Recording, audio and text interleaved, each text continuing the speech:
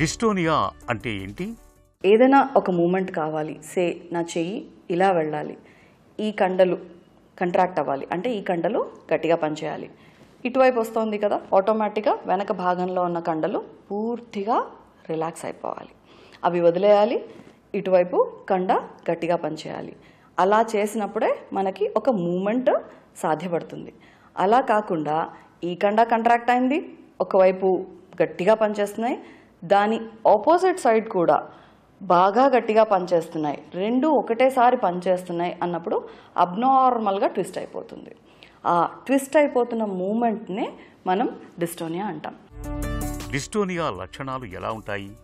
లక్షణాలు ఏమేమి కనబడతాయి అంటే ఏ భాగం ఇన్వాల్వ్ అవుతుందో ఆ భాగానికి సంబంధించిన లక్షణాలు కనబడతాయి. అబ్నార్మల్గా పోస్చరే మారిపోతుంది. కొంతమందికి అసలు తేడా వస్తుందని కూడా తెలియదు. ఎవరో ఒకరు చూసి చెప్తారు, అమ్మ మీరు పేపర్ చదువుతున్నప్పుడు అబ్నార్మల్గా చూస్తున్నారు. సో ఇలా అబ్నార్మల్ పోస్చర్ వస్తుంది అనేది పక్కన వాళ్ళు చూసి చెప్పేది కొన్నిసార్లు. కొంతమందికి ఆ తేడాతో పాటు ఆ ట్విస్టింగ్ మూమెంట్తో పాటు నొప్పి ఉంటుంది, డిస్కంఫర్ట్ ఉంటుంది. సో అలాంటి కేసులో వాళ్ళే వస్తారు. వీటితో పాటు ఇంకేమైనా డిస్టోనియాతో పాటు ఇంకేమైనా ఉండొచ్చా అంటే డిస్టోనియాతో పాటు కొన్నిసార్లు ట్రెమర్ ఉండొచ్చు. ట్రెమర్ అని చెప్పడానికి లేదు, దీన్ని డిస్టోనిక్ ట్రెమర్ అంటాము. మామూలు ట్రెమర్కి డిస్టోనిక్ ట్రెమర్కి తేడాలు ఉంటాయి, రకరకాల తేడాలు చెప్తాం. ట్రెమర్ కొంచెం జర్కీగా ఉంటుంది, రిథమిక్గా ఉండదు, ప్లస్ కొన్ని పాయింట్స్లో ఎక్కువ ఉంటుంది, కొన్ని పాయింట్స్లో తక్కువ ఉంటుంది. ఇలా రకరకాల ఫీచర్స్తో ఇది డిస్టోనిక్ ట్రెమర్ అని నిర్ధారించుతాం. డిస్టోనియాతో పాటు జన్యుపరంగా సంక్రమిస్తున్న డిస్టోనియాలతో పాటు మయోక్లోనస్ అంటే సడన్గా ఝట్కాలు అలాంటివి కూడా యాడ్ అవ్వచ్చు. జబ్బుని బట్టి రకరకాల అడిషన్స్ ఉంటాయి. డిస్టోనియాతో పాటు వేరే ఫీచర్స్ కూడా చూస్తూ పోతాం. కొన్ని కేసెస్లో ఫిట్స్ కూడా చూస్తాం, కొన్ని కేసెస్లో మతి స్థిమితం లేకపోవడం కూడా చూస్తాం. డిస్టోనియా ఎందుకు వస్తుంది? ముప్పు ఎవరికి ఎక్కువ? జన్యుపరంగా ఈ డిస్టోనియాస్ రావచ్చు. యూజువల్గా జన్యులో తేడా ఉన్న డిస్టోనియాస్ ఫస్ట్ 25 సంవత్సరాల లోపలే కనబడుతూ ఉంటాయి. కొన్ని కారణాలు అంటే విల్సన్స్ డిసీజ్ లాంటివి కావచ్చు, లేకపోతే ఇన్ఫెక్షన్ కానీ, బిడ్డ పుట్టినప్పుడు తేడాలు రావడం, జాండీస్ రావడం ఇట్లాంటివి కానీ ఏవి కనపడకుండా కూడా కారణమే తెలియకుండా కూడా చిన్న డిస్టోనియాస్ కనపడుతూ ఉంటాయి. ఈ రెండు కాకుండా 2 ఆటోఇమ్యూన్ డిసీజెస్లో కూడా డిస్టోనియా కనబడుతుంది. డిస్టోనియాను ఎలా నిర్ధారించుకుంటారు? క్లినికల్గా మాకెప్పుడు పేషెంట్ని ఎగ్జామిన్ చేయడమే నెంబర్ 1.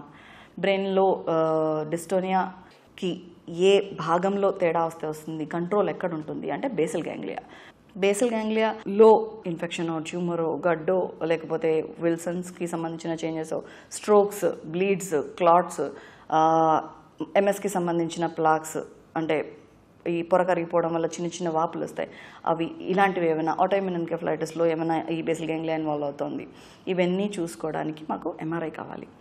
ఎంఆర్ఐ చేసిన తర్వాత ఎంఆర్ఐ క్లియర్, ఆ చేంజెస్ ఏవీ లేవు, అండ్ పేషెంట్ 25 years లోపల ఉన్నాడు, జనరలైజ్డ్ డిస్టోనియా వస్తుంది, లేకపోతే it started in one place, ఒక చోట స్టార్ట్ అయింది, ఒకలాగా స్టార్ట్ అయింది, దాని తర్వాత పొక్కుతూ వెళ్ళిపోయింది. ఈ ప్రోగ్రెషన్ని బట్టి కూడా కొన్నిసార్లు మేము డైరెక్ట్గా జెనెటిక్ శాంపుల్ కూడా తీసుకుంటాం. ఎంఆర్ఐ అయిపోయిన వెంటనే బ్లడ్ నుంచి జెనెటిక్ శాంపుల్స్ తీసుకొని బ్లడ్ నుంచే చూస్తాం జీన్స్ ఏవి పాజిటివ్ ఉన్నాయి, ఏవి పాజిటివ్ ఉంటే ఎలా ఉండొచ్చు, అసోసియేషన్స్ అంటే డిస్టోనియా కాకుండా ఈ జబ్బులో ఇంకేమైనా రావచ్చా అనేది డైరెక్ట్గా జెనెటిక్ అనాలిసిస్ కూడా తీసేసుకుంటాం. కొన్ని కేసెస్లో బ్లడ్ ఇన్వెస్టిగేషన్స్ తీసుకోవాల్సి వస్తుంది. ఆ బేసల్ గ్యాంగ్లియా ఏరియాలో తెల్లగా కనబడిపోతా ఉంది, ఎందుకు తెల్లగా ఉంది అనేది తెలీదు, ఆ వాపు ఎందుకు వస్తుంది అనేది తెలీదు. వాటికి సంబంధించి బ్లడ్లో యాంటీబాడీస్ తీసుకుంటాం, లేకపోతే కొన్ని కాపర్ లెవెల్స్ అనో లేకపోతే హెవీ మెటల్ స్క్రీన్ కొన్ని కేసెస్లో తీసుకుంటాం. హెవీ మెటల్స్ అంటే బ్రెయిన్ ఒకటే కాదు, మిగతా ఏరియాస్ అన్నీ ఇన్వాల్వ్ అవుతూ పోతాయి. వాటికి సంబంధించిన చేంజెస్ బట్టి, అవసరాన్ని బట్టి హెవీ మెటల్ స్క్రీన్ తీసుకోవచ్చు. ఇలా కొన్ని బ్లడ్ ఇన్వెస్టిగేషన్స్ ఉంటాయి. Auto immune panel, paraneoplastic panel, ఇవి ప్రోటీన్స్ అన్నమాట, బ్లడ్లో ఉండే ప్రోటీన్స్, ఇవి తీసుకోవాల్సి రావచ్చు. డిస్టోనియాకు చికిత్స ఎలా ఉంటుంది? స్టార్టింగ్ కొంచెం డిస్టోనియాతో స్టార్ట్ అయింది, జబ్బు ట్రీట్మెంట్ విల్సన్స్ ట్రీట్మెంట్తో స్టార్ట్ అవుతుంది.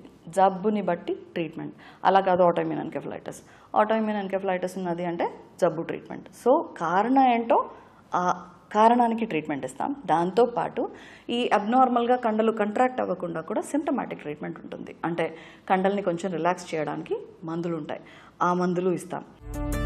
బొటాక్స్ ఇంజెక్షన్లతో డిస్టోనియా నయమవుతుందా? కొన్ని కేసెస్లో చాలా సివియర్గా ఉంది, ముందు ఆ ట్రీట్మెంట్ అంతా పనిచేసే కంటే ముందు పేషెంట్కి రిలీఫ్ రావాలి, కూర్చోలేకపోతున్నాడు, నించోలేకపోతున్నాడు, నడవలేకపోతున్నాడు. అలాంటి కేసెస్లో బొటాక్స్ ఇస్తాం. కొన్ని కేసెస్కి మాత్రం బొటాక్స్ తప్ప అసలు వేరే ఆప్షనే ఉండదు. ఈ ఇంజెక్షన్ ఒక్కసారి ఇస్తే సరిపోతుందా, లైఫ్ లాంగ్ ట్రీట్మెంట్ ఇంతేనా అంటే ఒక్కసారి ఇస్తే సరిపోదు. కండలోకి ఇస్తున్నాము, కండలో కొన్ని రోజులు, నెలలు మందు ఉంటుంది. ఆ నెలలు అయిపోయిన తర్వాత కండ నుంచి మందు బయటకు వచ్చేసి వాష్అవుట్ అయిపోతుంది. సో కండ నుంచి వాష్అవుట్ అయిపోతుంది, కండలో మందు తగ్గిపోతుంది అన్నప్పుడు ఆటోమేటిక్గా మీకు మళ్ళీ అదే సిమ్టమ్ కనబడుతూ పోతుంది. అప్పుడు మళ్ళీ సెకండ్ ఇంజెక్షన్ వేసుకోవాలి. Usually around 3 to 4 months second injection repeat చేసుకోవాల్సి వస్తుంది.